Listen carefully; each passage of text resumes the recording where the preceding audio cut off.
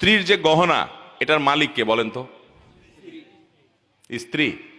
বুঝে শুনে বলতেছেন? বউয়ের যে গহনা, তার যে অলংকার, স্বর্ণ, এগুলার মালিক কি বউ নিজে না স্বামী? এবার বলে স্বামী। কথা উল্টে গেছে। দেখেন, আপনারাই সন্দেহের মধ্যে পড়ে গেছেন। আমি যে গোজামিল বলছি সাধে বলছি?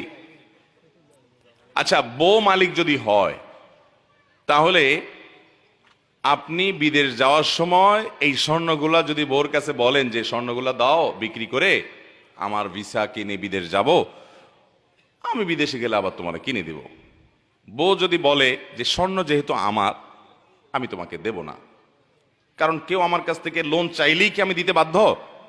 আমার বিশ্বাস হয় না তুমি আবার কবে চাকরি করে টাকা কামায় আমার দিতে পারবা কি পারবা না, সরি আমি তোমাকে দিলাম না।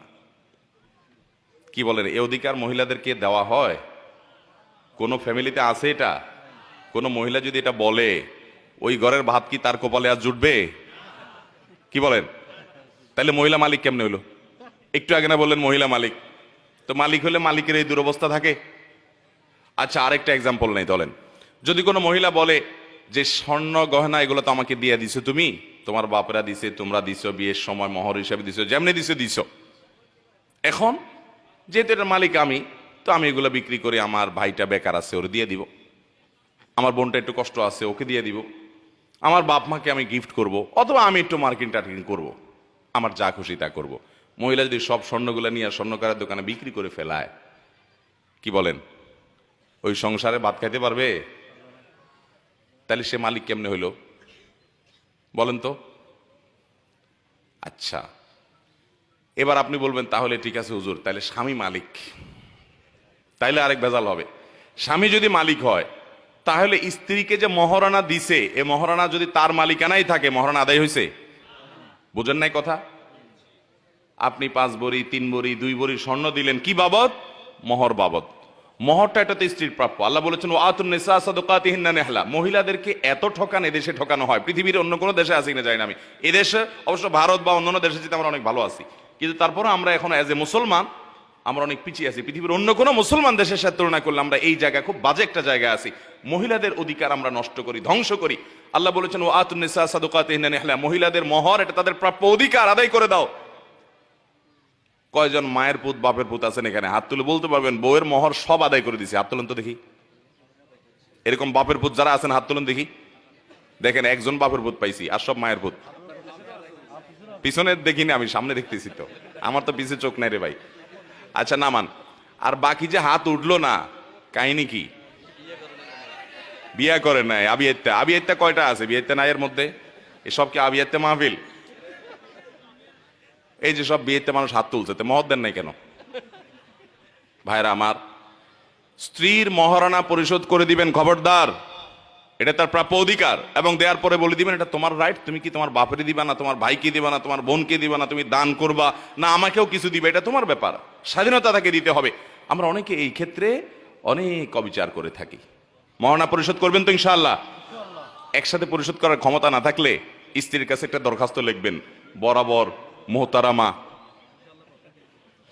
বিষয় কিস্তিতে মহারণা পরিশোধের আবেদন, যথাবিহিত সম্মান প্রদর্শন পূর্বক নিবেদন, এই যে আমি আপনার সম্পর্কে স্বামী হই, মোহরের টাকা এত লাখ টাকা ধরা হয়েছে আমার অযোগ্যতা সত্ত্বেও, আমি সেজন্য দুঃখ প্রকাশ করছি। একসাথে আপনার মোহর পরিশোধ করিবার সামর্থ্য আমার নাই, অতএব আমি কিস্তিতে আপনার মোহর পরিশোধ করিতে ইচ্ছুক, বিধায় আমার দরখাস্ত মঞ্জুর করিয়া বাধিত করিবেন, বিনীত নিবেদক আপনার অধম স্বামী। এরকম দরখাস্ত বউয়ের কাছে লিখে, দরখাস্ত লেখা লাগবে, এটা মজা করে বললাম, মানে বউকে আপনি প্রয়োজনে কিস্তিতে দিবেন, কিন্তু মোহর দিতে হবে। দিবেন তো ইনশাআল্লাহ? এবং দেওয়ার পর আবার ছোট লোকের মতো দাঁড়ায় থাকবেন না যে কি করবা, সে কি করবে এটা তার ব্যাপার, আপনি তাকে জোর করতে, হ্যাঁ অবশ্যই। এটা শুনে আবার আমাদের মা বোনরা মাস্তানি শুরু করেন না যে স্বামীকে আর জিজ্ঞাসা করবো না, যা খুশি করবো। আমাদের দেশে বেশিরভাগ মানুষ মধ্যবিত্ত, নিম্ন মধ্যবিত্তের মানুষ। স্বামী স্ত্রী পরামর্শ করে যাতে এটা কল্যাণকর কিছু হয় সেটা করবেন। আমি আমার মোহরের টাকা দিয়া আমার স্ত্রীকে 1 কাঠা জায়গা কিনে দিয়েছি কামরাঙ্গীর চরে, এবং ভদ্র মহিলাকে মোহরের টাকা দেওয়ার পরে দেখি বাসায় ফেলে রাখছে অনেক দিন। কি ব্যাপার, বাসায় ফেলে রাখছো কেন? তোমার মোহরের টাকা আমার বাসায় এই আলমারিতে কেন? তো বলে আমি কি করব? আমি বললাম এটা তোমার দায়িত্বে নাও, তোমার ড্রয়ারে নাও, তোমার নিয়ন্ত্রণে নাও। বলে আমি কি করব? তা আমার দেশে মেয়েরা এত আলাভোলা, এত সোজা, ওই সুযোগে পুরুষগুলা সব বাটপারি করে মেয়েদের সাথে। অতএব বাটপার স্বামী হবেন না ভালো স্বামী হবেন? বইয়ের যদি গহনা বিক্রি করা লাগে তার অনুমতি নেবেন। যাই হোক, আমার মূল প্রশ্নের উত্তরে আবার ফিরে আসি। স্ত্রী যদি টাকা পয়সা উপার্জন করে, এগুলোর মালিক স্ত্রী। তবে স্বামী যদি তাকে নিষেধ করে, অনুমতি না দেয়, ইসলামী শরীয়তের দৃষ্টিকোণ থেকে তিনি বাইরে চাকরি বা জব করবেন না। কিন্তু অনেক নারী আছেন যে বাবা মার সেবা করা দরকার, বাবা মার অর্থনৈতিক দুর্বলতা আছে, আর্থিক দুর্বলতা আছে, তিনি হেল্প করতে চাচ্ছেন, তিনি শরিয়ার পর্দা মেনে যদি কিছু করতে পারেন, এটা খুব টাফ। শরিয়ার পর্দা মেনে চাকরি এত সহজ না, বলা যত সহজ। যদি সেরকম সুযোগ থাকে তিনি করতে পারেন, তিনি করবেন, এবং তার সে সম্পদের মালিকানাও তার হবে। এটা সর্বাবস্থায় মহিলারা চাকরি করলেই হারাম হবে এরকম বলা সহজ নয়।